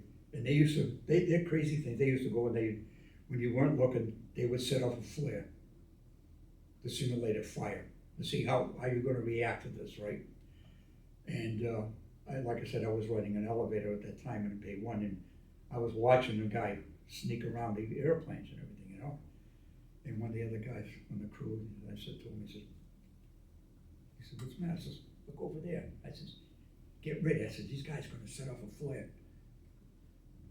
And he says, okay, fine. Never came in that hangar bay again, because the guy snuck around. They already had the hose, right? He said, he sets that thing up, he's going to get wet. And he opened the hose on. She's soaking wet. He looked around.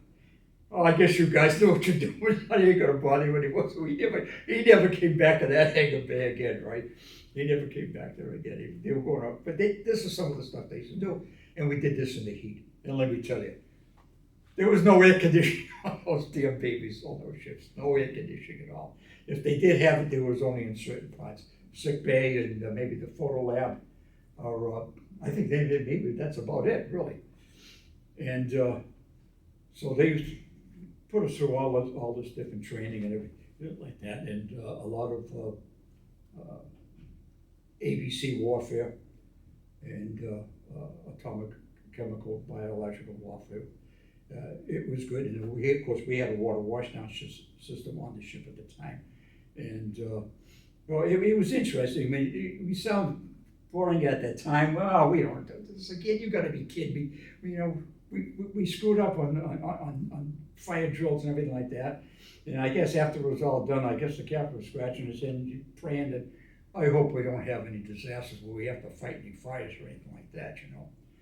But going back to that night, you'd be surprised how much all of a sudden the little training you had kicks in. All right? And everybody just, I don't know, all of a sudden it just reacted. All the training just happened to come back and hit you, you know?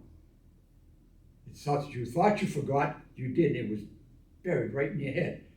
And I think that's how we were able to save the ship that night, and no one got hurt, seriously injured or anything, or got killed, you know, which was good.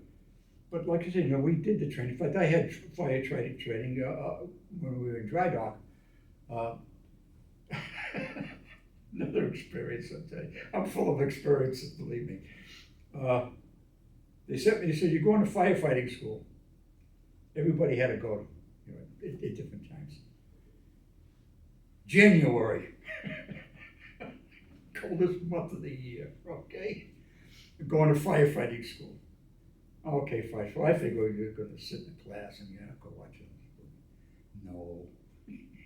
You were out there, and they had these mock-ups, different sections of the ship, and fight the fires and everything. And engine rooms, the storage spaces, magazines, stuff like that. And how to work as a team and everything, fire teams, and one coming in one way, one coming the other way, one ventilate and all this other stuff, you know. And then there was a chamber, we had to go in smoke chamber. We had to wear these OBAs, oxygen breathing apparatus. Nice piece of equipment, really nice, you know. Of course, I don't know if they still use them today, but back then that was really something nice to use, you know. And we had them on board the ship in some of our fire crews. They did use them at times, you know. And so we had to go in this chamber, and then of course you rip off your mask and everything. And in fact, I had to do that even in boot camp, but that was in the gas chamber. That was right. That was hilarious. And so then we went through all that. And the other thing they had a ship that was on land. It must have been something left over from World War I.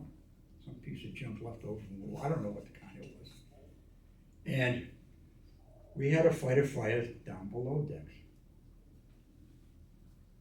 Again, January, coldest month of the year, right? And they set fire to these tanks and everything, and it was going like anything. And he had the hose team. He had one hose team, and then he had number 2 hose team. And he says, I want you to remember this one thing. He says, we went through a dry run. You're going down this ladder. He said, remember how many steps are on this ladder. Okay? 11 steps. I still remember it today. And for some reason in my own house, I always count the steps going up and down in the basement. I always count those steps because I'm carrying something, and I count the steps so I know when I'm at the top or at the bottom, right? Something that carried over from my Navy days. And so I says, okay, fine.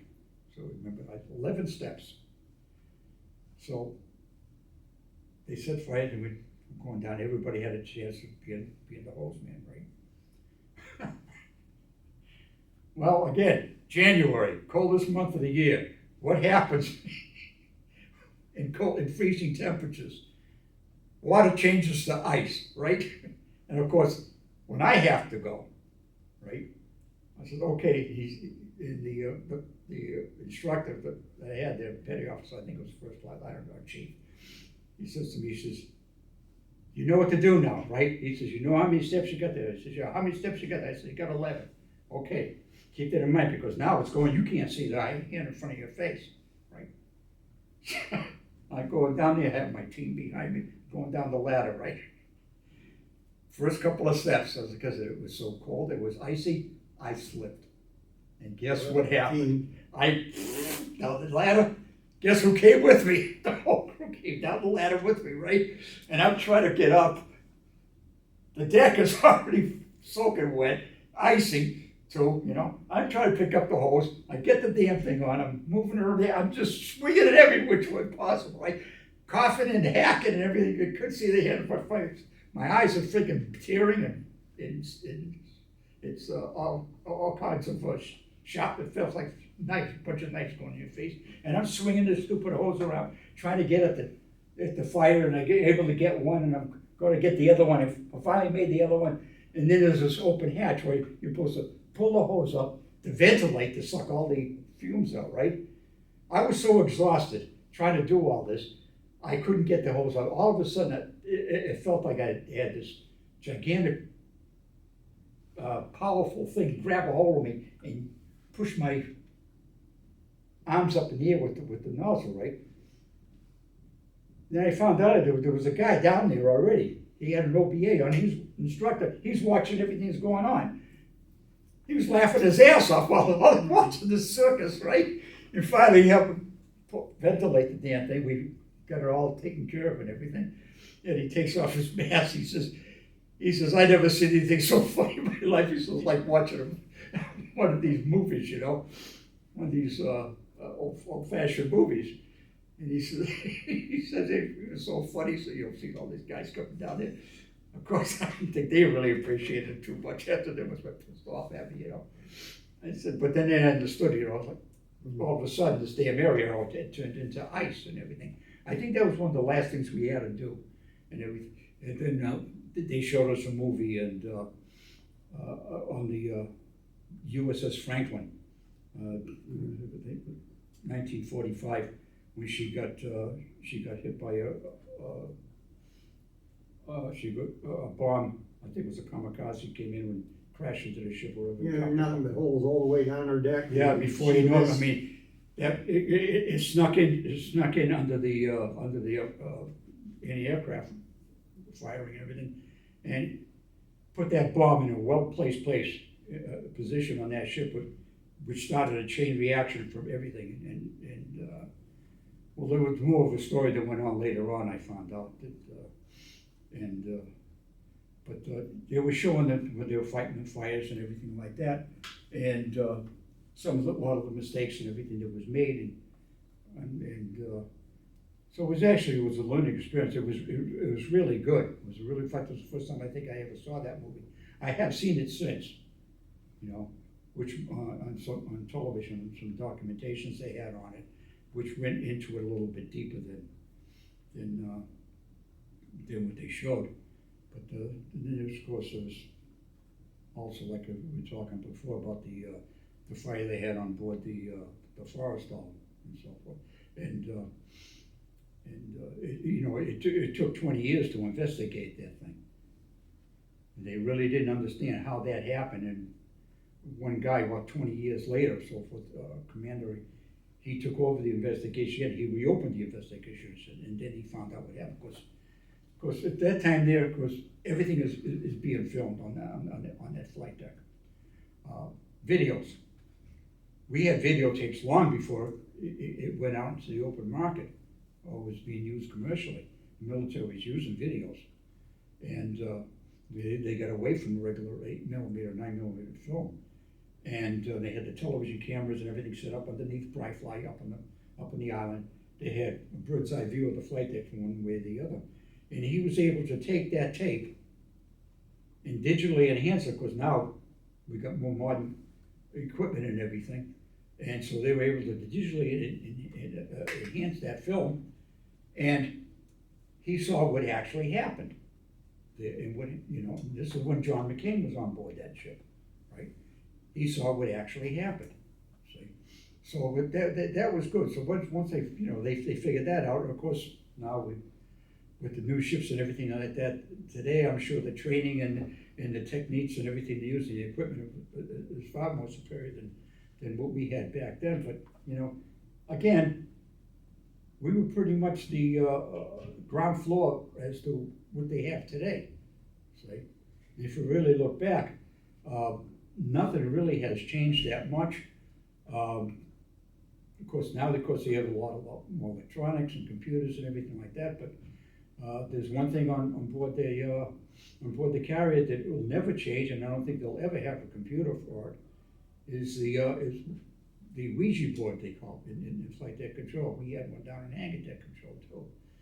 And where they have etched out on the flight deck and the hangar deck, and they still use cutouts, metal cutouts of the airplanes, and they still use nuts and bolts and colored nuts and bolts and everything represented as the airplane being under being maintenance or ready to fly or whatever, and so, you know. And they still use that today, still move it around manually by hand. And I don't think they ever have a computer because there's so many variances, right? So many possibilities, so many different things that can happen and everything, that nothing is ever the same. Nothing is ever the same.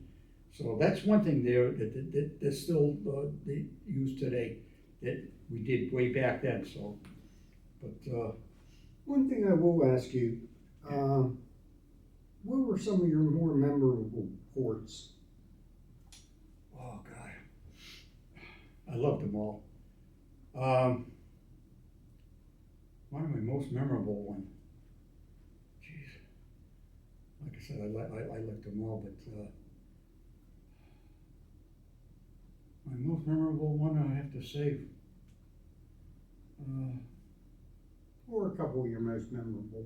well, Italy. I did a lot in Italy. I had a lot of ports in Italy. I've been in Naples quite a few times. Naples and Genoa, Rapallo. I remember Rapallo, Milan, Pisa. That there, I think I have to show it to Pisa. It was a beautiful city, beautiful place, you know. And Sicily, went through about 3 different places in Sicily, Palermo, Catania, and Messina. And Messina's are interesting because it's right there at the Straits, the Messina Straits, and we tell you, that's one time, I think the only time I can remember where we actually had to tie up to a pier. We couldn't anchor up because the shipping lanes is right there, see? And, Italy and like I said, Toronto. Yeah, I hit a lot of ports in Italy. I have to say Italy, you know. And then France. Another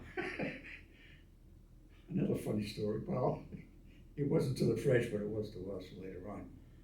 1965, we were in France, and Cannes Film Festival, and I was a duty driver. Okay, I'm going to go back a little bit. I really didn't want to do this driving shit. Right. In fact, I had to go through a driving test and take a driving test in Mayport. They sent me to get my driver's license. I still have my military driver's license today. I didn't want it then. I really did not want it. I said, no way in hell, I don't want to drive nothing. I said, I just want to work on these things. Well, they sent me to driving school. And since I didn't want to, I failed the test on purpose. I failed the test on purpose. That's going to be it, right? Okay, fine.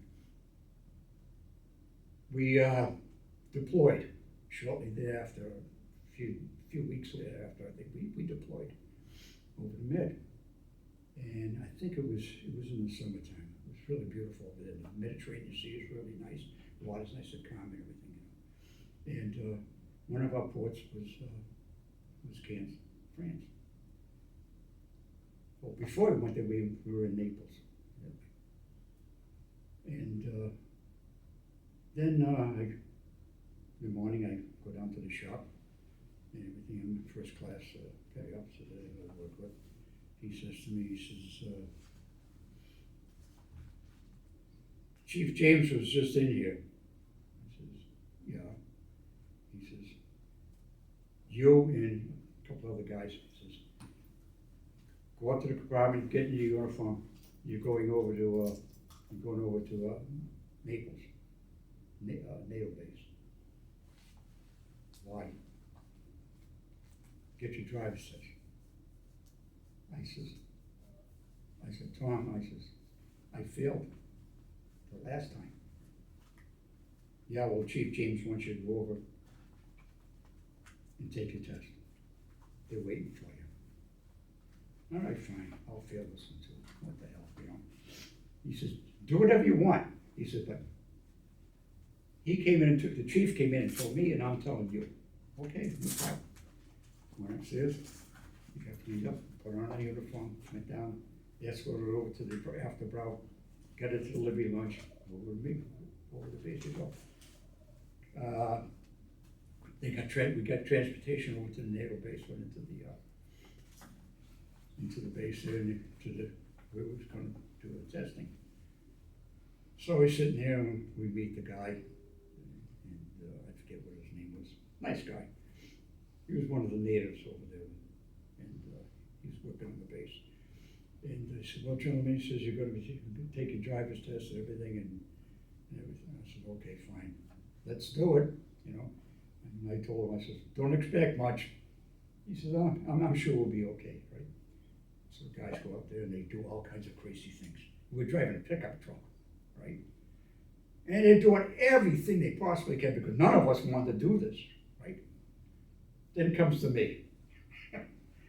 So I get in the truck and I tell him, he says, are you ready? I says, are you ready?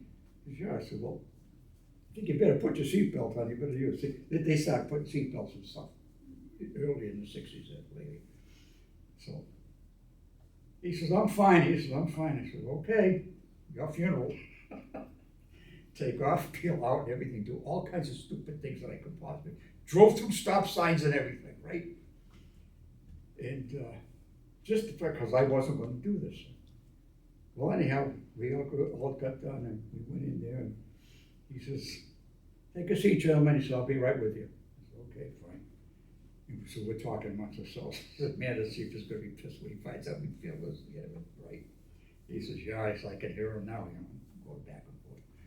So he comes back out, he sits at his desk, and he's sitting there, and we're talking to this guy, and he's sitting there and listening to us, and he's shaking his head, and he's laughing his head off, and he's doing his paperwork and everything. He says, okay, guys, we're all set. This is for you, this is for you, this is for you, this is for you. What's this? You guys got your driver's license. You gotta be kidding me. We must have failed this thing. He says, no, he says,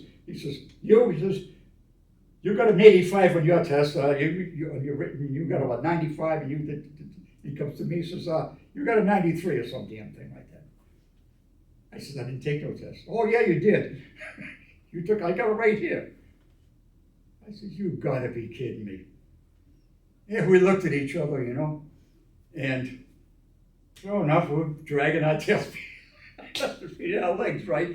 What we've set out to do, we didn't do. Well, anyhow, we got aboard the ship. We came back aboard the ship. And we walk into the shop. And first class, Petty Officer Tom Pugh, nice guy. And he was strict, he was very strict, but I was able to work with the man and everything. And you have to know how to talk to people and work with people in order to get what you want, okay? So anyhow, so he says, how'd you guys do? Well, we got our license. We shouldn't have. I said, we failed until we did this, that, and the other. And then he's sitting there and he's laughing, you know. He says, well, I'm going to tell you something, guys. Chief James was already 2 steps ahead of you guys. He knew what you were going to do. He went over and he talked to the test. The guy was giving you the test. He says, he told him what you guys were up to and what you were going to do. He says, I don't care what they do. I don't care what they do. He says, they're going to get their license. I need drivers. He says, I don't care how you do it or how you work it. He says, these guys got to get their license. I need drivers. So we already knew what we were going to do. So that's how I got my driver's. You know something? I had a ball over there driving all over Europe. I really did. I had fun. driving here and driving there and everything. And good. Like I said, it was the Cannes Film Festival, and first time we really seen skimpy bikinis and everything. I don't know how many accidents I got into just because I couldn't keep my eyes on the road. You know, it was hilarious. So anyhow, I had to go out someplace. In fact, I had driven in Italy, and in fact, I was the shore patrol officer. I had the shore patrol officer with me. I was his driver, and he was the carrier group commander. Nice guy and everything. We had long heart-to-hearts and everything like that because he asked me about what I'm thinking about the Navy and everything like that, and I told him what I did or what I was interested in. He said, "Well, you got any plans?" I said, "Well, you going to stay in?" I said, "No, I'm going to get out." I said, "I'm going to go to school, aviation, aeronautics and everything, maintenance." I said, "I'm going to get my license and everything." I said, "I want to work in it, you know." He said, "Oh, okay, that's good." He said, "That's good." In fact, I already had it approved. I was going to go to school when I get out. And so I drove him around and everything. And then we were in France, like I said, and we was driving here, driving there. And I had to go out to Nice. And I also got a chance to drive on the Autobahn, you know. And there you could go, at that time there, you could go as fast as you want. Today, it's a little different because the road is monitored more now than it was then. And if you run out of gas on that road, you can get arrested for running out of gas. See? And of course, then they have speed limits set up. If you're approaching a town or a village, they have it up in signs, right? It's all electronic and everything telling you you got to lower your speed because you're going through this town here. So we were over there, and I was taking the coast road. Oh, beautiful! I'm telling you, I overlooked the Mediterranean, and it came around. There was this bay, this cove.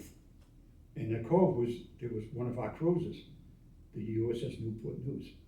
You know, she was called the Showboat. And she had her own little anchorage right there in the cove. Beautiful. I wish I had the camera there, but I loved it taking that picture. And I drove into Nice. I forget what I had to do, if I had to pick up something, or drop off something, do something. I forget what it was. But anyhow, I was over in Nice and I was coming back.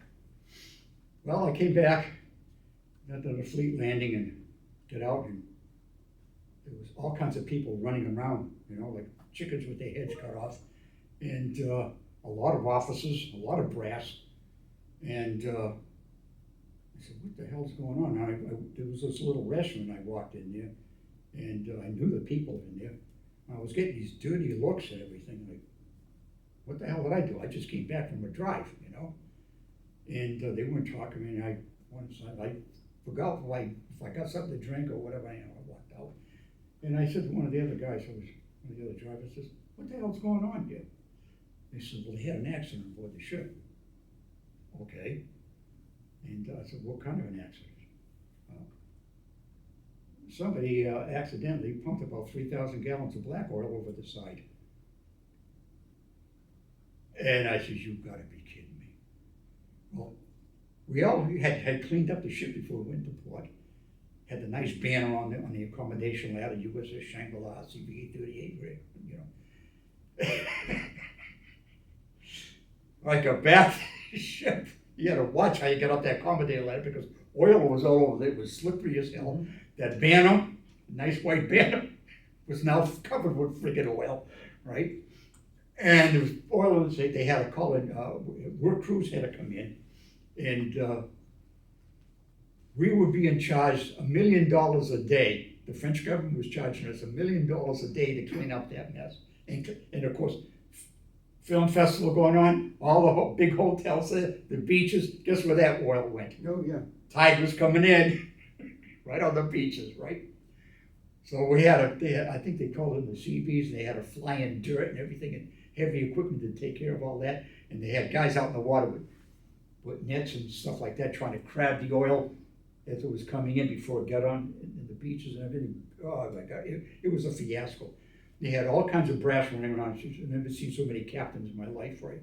And they were aides to the admiral who was in charge of the Mediterranean at that time, and all kinds of phone calls going on between Fleet Landing, Washington DC, Pentagon, President's office, every damn thing, right? All hell had broke loose that day. And like I said, it was a beautiful, nice sunny day. It started off real nice. By the time I came back, it was hell. Honest to God, it was something else. That was kind of way. It was kind of hilarious. Well, it actually really wasn't. But think back later, it's kind of funny because what it was poor supervision. They had this old fireman apprentice. He was told to open up these valves. He was supposed to pump out the water valves, the voids, get rid of the excess water out of the hull, right? And he opened, and poor supervision, the second class was supposed to be supervising him, right? And he wasn't. And the kid got confused and he opened up the wrong valve. He opened up the friggin' one for the void, the oil, and accidentally pumped over 3,000 gallons of black oil with this. And that was a mess. Well, we got a bloody nose on that and we had to clean it up. We did, we cleaned it all up because before the, and we made the beaches better than what it was. Guys made it, you know, and that was one experience. That was one experience. And then the second experience was that on board the ship there, we were pulling into a port, and it was funny that it's even funnier now, but to some of the people that were involved, it was so funny. We had this kid on board, he was in the division, and real nice kid, Ernie, I think his name was, real smart kid, had a hell of a sense of humor, you know, and everything. He had a problem. He could fall asleep any place. Moving an airplane, you have his hands on the wing, and if the plane stopped, he fell asleep. Right? You have to wake him up. Hey, we are moving the airplane, right? Now in the chow hall, he fell asleep a few times while we were with him, right? He almost drowned in his mashed potatoes. He had to pick his face up out of the dish, you know. And we all asked ourselves, you know, and we still ask ourselves the same question 50 years later. How the hell did this guy get into the Navy? You know, but he did. Well, anyhow, he got promoted just before I did. And they didn't know where to put this guy, you know, because no matter he'd fall asleep any place, right? So they didn't want him to direct an airplane, you know, moving because he probably would fall asleep. The plane would end up into another plane or into the bulkhead or whatever. So I said, well, we'll make him the damage control petty officer of the division. You really want to do that? Yeah, okay. Well, anyhow, he was in charge of taking care of all the safety and firefighting equipment in our spaces that were assigned to our division, right? And he had these two airmen working for him. And this one kid, I forget his name. I used to hang out with him every so often. He was from Tennessee, from a small town in Tennessee, really quiet guy, right? Nothing really, you know, moved him. Didn't get excited or anything, was nothing, you know. And he had a very good sense of humor, hell of a nice guy to talk to and everything. Because he had this deep southern drawl and everything like that. Well, he was working with Ernie. Well, he was going in, they were supposed to test out some valves and everything like that. And he was telling them, he says, Ernie, I don't think that's the right one there. I said, well, I'll take care of it. No, it is. And they're going back and forth on the thing, right? Well, anyhow, that day, like I said, we were going to port, everybody cleaned up. Both the mates of the cleaning crew were cleaning up the quarterdeck, getting it all ready. They opened up the doors on the sponsor, putting out the fancy top over the quarterdeck there and everything, and polishing the deck up and everything, and brass, and putting out all the pictures of all these different department heads and all kinds of good junk. And the bosun mate comes in and takes his position. The officer of the day came down from the bridge ready to take his position. And there was this old plane captain. He was in the hangar deck, and he was in there early in the morning, and he was cleaning up his airplane, right, his A4. Happened to be sitting right near the elevator. And he polishing that thing up, he was cleaning that thing and everything, and finally he got done with the airplane, and he said, well, I'm gonna take a break before we pull in, I'm gonna take it. So he climbs up into the cockpit, sits in the chair, yeah. Canopy's open, they didn't put the covers over the intakes, right? And he lays back and he's taking a nap. All of a sudden, it started raining in the hangar bay. Somehow, Ernie opened up the wrong valve, and he set off the sprinkling system in the hangar bay, only in our hangar bay. Now, in the hangar bays, in all three hangar bays, and they still had that, they have it today, they have conflag stations, they're fire stations. And they have watches in there to see how everything is going on the flight. And the hangar deck, in case there's a fire, the guy's got the panel behind him. He can open up the panel and he can activate the sprinkler systems and the fire fog systems and everything to fight the fires, and close the doors between the hangar bays to seal off the ship from the rest of it, so it won't burn to the fire. Seal off the fire in that one area, keep it contained. And so showed up, it's out in the rain in there. Everything, I got soaked myself, and the petty officer I was with, he looked around, he slams his hat down the ground, I said, God damn, that hurt hard, right? And then, I forget, like I said, that kid, he comes out, he is soaking wet. Like I said, I'd never seen this guy mad before or anything. He was pissed. You could see the daggers in his eyes. He wanted to kill this guy, right?